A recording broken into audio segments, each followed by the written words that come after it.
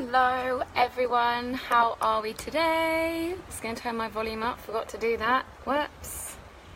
Here we go. Okay, we're ready. So thank you so much for everyone that tuned in yesterday about my musings on alcohol. And today I am going to go into the ever so slightly more controversial topic of smoking on my Getting Real series, which is just uncovering the fact that you don't have to be squeaky clean to be healthy. So smoking is a little bit of a controversial topic, I guess, for a lot of people. I am just going to pre-frame this. I was a smoker for on and off for 10 years. It was my favourite thing. I always said that I would quit by the time I was 25, and I actually woke up, I think, like when I was 26 or so, or about to approach my 26th. Hey Jodie! Yeah, when I woke up for just for my 26th birthday, and was like, oh my god, I'm overdue the big smoking quit. And then I kind of set off on this roundabout giving up smoking mission, which was basically me kind of sighing and rolling my eyes every time before I lit up. And every time someone offered me a cigarette, it was me saying, oh, but I'm quitting, and then just gleefully taking a cigarette from them. So as you can see, it wasn't working so hard. Thanks, Jodie. Thanks for tuning in. So, yeah, my problem was that smoking wasn't just a social thing for me. It wasn't just, going out and enjoying it on a night out. My favourite type of smoking was the smoking that I did by myself. My favourite cigarette of the day was just before I went to bed, leaning out of my top floor window, looking over the London skyline, and just, hey Sophie, and tuning, and thanks for tuning in. Just having a cigarette on the top floor, looking over London, and just kind of like it was me time just before bed. My second favourite was with coffee at like 11, and then my third favourite was the one that I would have at about 7 o'clock on the way to work. So I was really smoking. I would smoke on my way to Bikram yoga and pretty much on the way back from Bikram yoga, which is ridiculous, bearing in mind that I just spent 90 minutes clearing my lungs. I smoked the entire way through my yoga teacher training, and it wasn't actually until I was walking along the beach in Barcelona with one of my best friends saying, oh, I'm trying so hard to quit smoking, and she just turned around, she said, has it ever occurred to you, maybe you're not trying very hard? And I was like outraged by this, and but she was right. It took, it's disgusting. It is disgusting. I was completely outraged, but the fact is, it takes 1 week for the nicotine to leave your body, and actually after that, it's just willpower. So it took me like another year to quit after that, and by that point I was getting halfway through cigarettes and kind of actually like not really enjoying them anymore.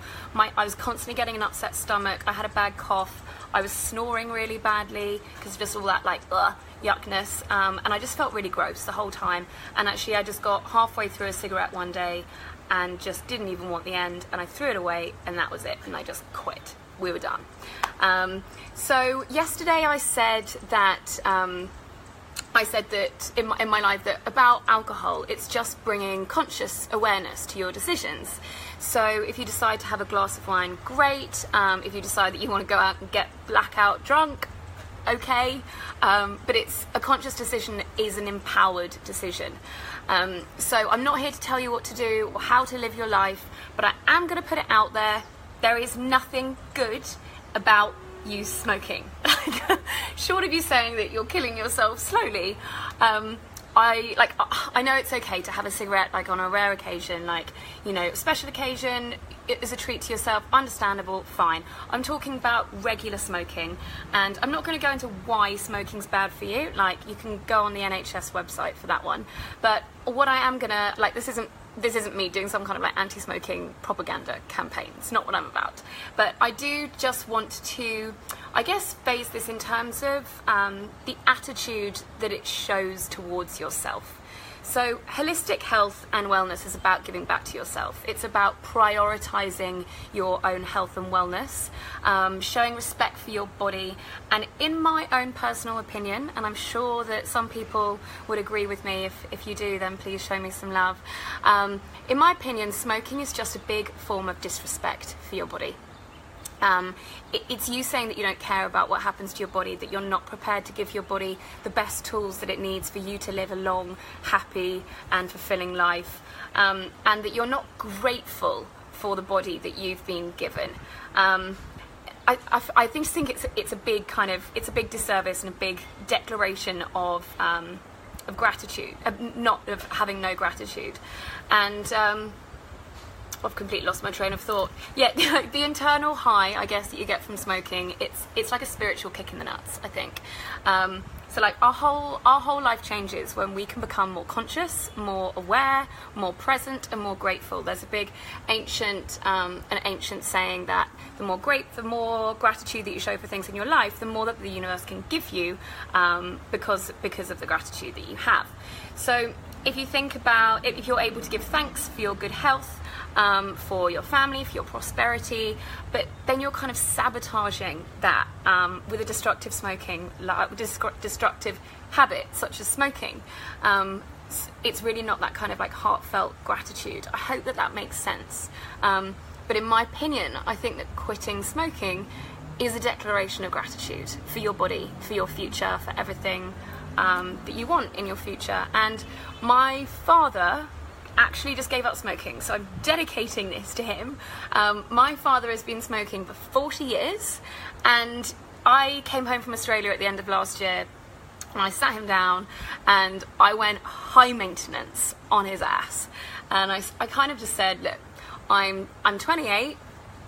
Despite what my mother says, it's not totally unrealistic that, provided I can get a boy to text me back at some point within the next few years, oh my god, provided that I get a boyfriend, it's not unrealistic to think that I might settle down in the next few years, or I might have kids in 5 years time, or whatever. It's not totally unrealistic, and I would want my kids to know their grandfather. So I said to my dad that actually him smoking to me is a big middle finger up at me having a family and him having a relationship with my family. And that was a big mic drop, I think, like saying to my dad that that him smoking was a middle finger up to his grandkids. Mic drop right there. And my dad quit smoking, so he's an absolute hero.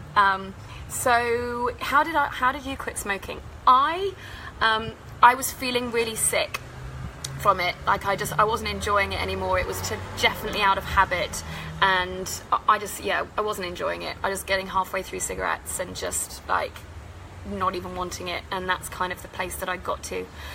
So yeah, then I just decided it wasn't for me anymore. But it was hard. Like I tried quitting a number of times, or I thought that I was trying to quit a number of times, but I just didn't really want to. You have to want to, and I think that the best way to frame that in your head is, rather than seeing it as the health benefits of like, oh, my lungs are going to be cleaner and all this stuff. That is true. However, maybe you could start seeing it as it's the biggest form of self-respect. Like, you've been given this body to enjoy and experience everything wonderful in this world, and you quitting smoking is actually you saying a big yes to your life and to your future. So maybe that will work. I don't know. If you're struggling to quit smoking and you need some advice, or it's just someone to hold your hand and keep you accountable, I would love for you to message me, because I've done it and it's hard and it's not fun. So I'm there. If anyone needs me, if anyone needs some kind of pep talk, then fine. I'd love to hear from you. So if anyone wants any topics for me to speak about over the next couple of weeks, this is my Getting Real series, talking about all things health and wellness from a completely no bullshit kind of point of view, then I would love to hear some topics that you want covered. So thank you so much for tuning in. Thank you, Janet. Yes, only one skin, respect. Exactly. Lisa, yes, yeah, my dad's a ledge. Thank you. Awesome, guys. Thanks so much for tuning in, and I will speak to you all tomorrow. Goodbye.